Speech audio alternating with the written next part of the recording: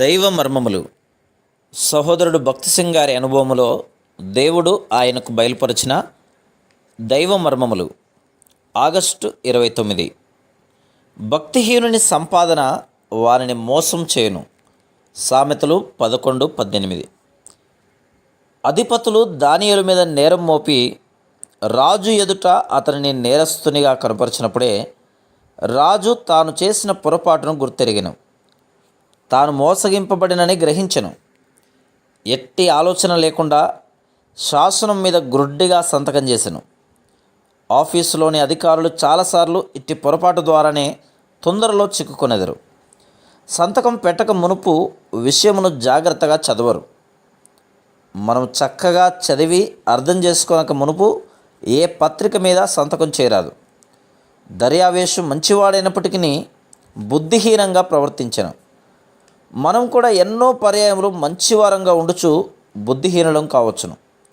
అందువలనే స్వభావ సిద్ధమైన మంచితనం నిజమైన మంచితనం కాదు. మనం దేవుని యందు నమ్మకం ఉంచిన యెడల ఆయన మనకు నిజమైన జ్ఞానమును అనుగ్రహించును. ఆ దైవ జ్ఞానమే చెడు పన్నాగముల నుండి మనలను కాపాడును. ఇప్పుడు రాజు నిస్సహాయుడు. దానియేలును సింహముల గుహలో నుండి తప్పించవలనని మనస్ఫూర్తిగా కోరెను.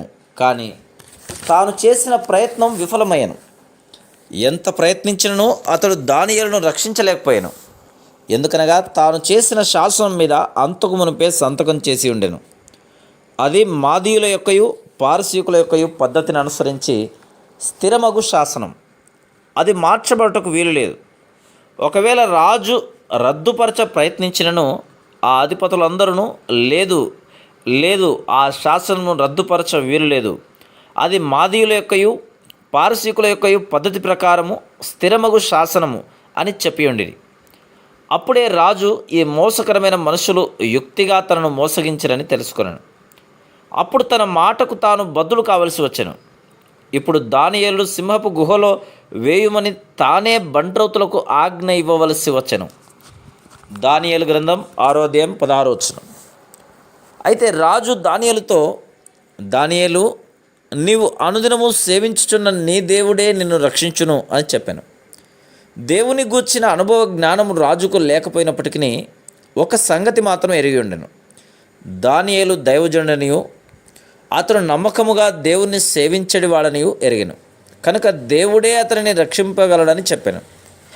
Praise the lord.